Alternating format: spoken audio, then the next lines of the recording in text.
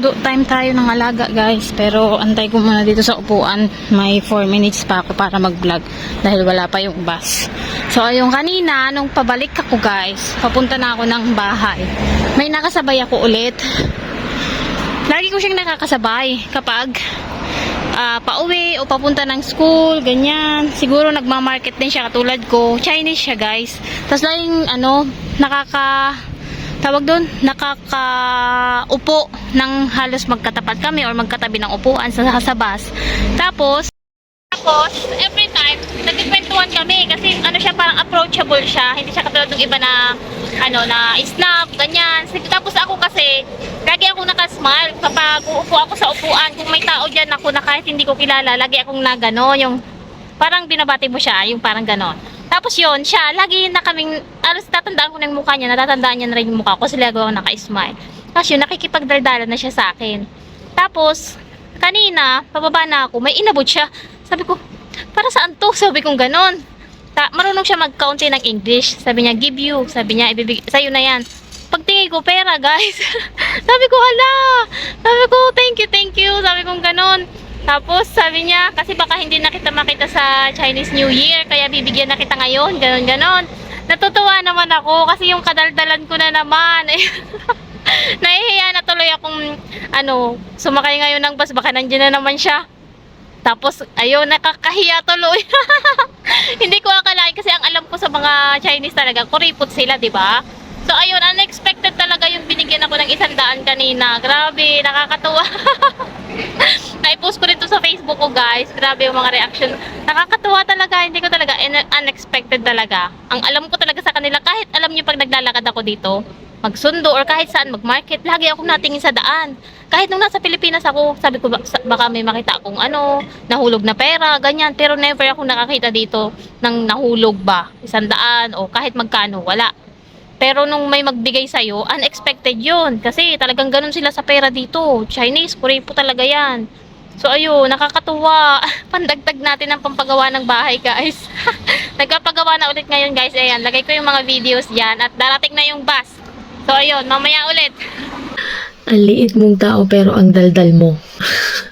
Pag hindi ako nagdaldal, di wala akong vlog. Kasi yun eh. Kaya ako nagre-reels, nagvo-vlog kasi nag-e-explain ako. Kailangan ko magsalita. Hindi naman yata pwedeng sumayaw ako kasi hindi ako marunong. Hindi rin naman ako pwedeng kumanta kasi hindi ako marunong. Basta parang yun yung talent ko, yung kadaldalan ko. And nag-e-explain kasi ako ng mga bagay-bagay. Kaya ganun. Kaya mabilis ako magsalita kasi binibilisan ko sa pag-i-edit. Pero ang totoo talaga, ito, wala tong edit na mabilis. So, ganyan ako magsalita, mabagal lang guys. Gusto nyo ba ganyan? O gusto nyo yung mas mabilis para mas mabilis yung matapos yung video na ipaliwanag ko na lahat?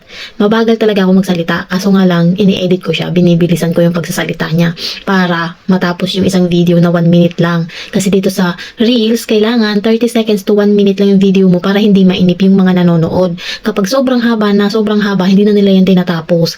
Kaya ayun, sobrang liit ko daw ang daldal ko. 5'1 ang height ko guys, hindi ako maliit ha. Napakita like. So ito yung walang filter na mukha ko guys. Ayan. Ayan yung walang filter ha. Hindi ako naglagay. Ayan ang mukha ko.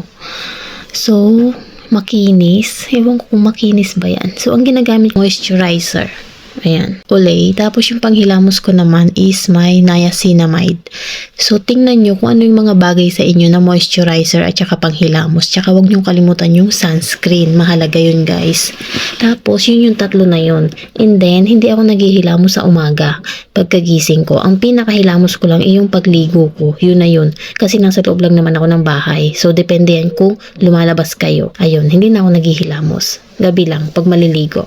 Yun lang. Beauty tips. Bale, ito na yung pinapagawa natin. Dito naman sa may side, dito sa may gagawa natin ng dirty kitchen, guys. So, pinapapinish natin yung dingding. Buti na lang sinisipag si Papa Alden na mag-video-video. Sabi ko sa kanya, mag-video ka ng pahiga yung cellphone, tsaka patayo. Kasi, ina-upload ko rin siya sa Facebook, tsaka dito sa YouTube. So, iba-iba talaga yung vlog niya. Buti na lang. So, ayan. Siya na rin yung nag-labor dyan. And, kinuha namin yung kapatid ni Papa na mag-plaster. Ang susunod kasi natin na papagawa naman is yung sa bintana. Papalagyan ko ng grills. Kaya sabi ko sa kanya, bago mo palagyan ng grills, kailangan tapos mo na yung dingding para magandang tingnan. Kasi kung yung mga dating pinagawa ko dito guys, lahat hindi natapos yung bawat dingding. Yung sa likod, kalahati lang. Dun sa kabilang likod, kalahati din. Tapos dito din. So, lahat halos hindi matapos-tapos. Pati sa loob ng bahay, guys, yung kwarto namin na pinagawa ko nung nakaraan, mayroon ding hindi natapos na plaster. Konting-konti na lang. Mga 4 na hollow block siguro yun. Kasi kinulang na sa semento. So, lahat na lang hindi matapos-tapos. So, ngayon, finally, ayan na. Finish na lahat ng dingding natin. Nagastos nga dito ay 6,000 kasama na yung pasweldo. Buti na lang nga at walang pasok si Jillian kasi may mag-aalaga kay Ella. Gawa ng si Ella gusto lagi nasa papa niya o kaya kay Jillian. So ayun, buti na lang 3 araw na walang pasok si Jillian. 3 araw din nila ginawa ito. So itong space na to guys dyan sa gilid. Papalagyan ko dyan ng dirty kitchen soon pagka may extra na tayo para dyan maglalaba, maggagawa tayo dyan ng lutuan ng kahoy, mga ganun, para makatipid sa gasol. Tapos, sampayan, ganun. So, ayan, dyan sa gilid na yan dito. Papalagyan natin dyan ng dirty kitchen. Buti nga sinisipag si Papa Alden kasi yung harapan namin, lalagyan niya rin ng balkon pag may natirang semento. Ayan, nag-order nga pala si Elapot ng laruan, ayan, pang kitchen, dahil nawala na daw yung mga laruan na iba. So, mahilig kasi siya magluto-luto. Ginagamit yung mga kaldero sa kusina, kaya inorder na naman ni Papa Alden. Siguro, nagagastos ko na dito sa bahay na to, nagastos na namin mga kalahating milyon na guys, mahigit. Kasi, yung sa bubong pa lang, magkano na yan? Almost 200,000 siguro. O 150, mga ganun. Ang mahal-mahal. Nako, bago pa tumatapos mga kalahating milyon pa. Kasama ng mga gamit sa loob siguro. Dito na rin para siya naghalo guys sa likod namin. Nakita nyo yan, dyan ako nagtatanim dati. Yung garden ko nandyan. Tapos ngayon, ayan, wala nang nagtatanim. Kasi maulan sa amin. Hindi rin maasikaso ni Papa Alden at syempre may mga alaga. Ayan, manok na yung tumitira. Naging manok na yung tumitira. Ayan, si Jillian ang nagbablog dito. Kaya malikot yung cellphone. Ayan yung pinapatapos natin. Tapos yung mga bintana. Ayan, gusto ko na siyang ipatapos yung pader kasi yung mga bintana papalagyan natin ng grills. Ayan o, tingnan nyo, nakabukas lang.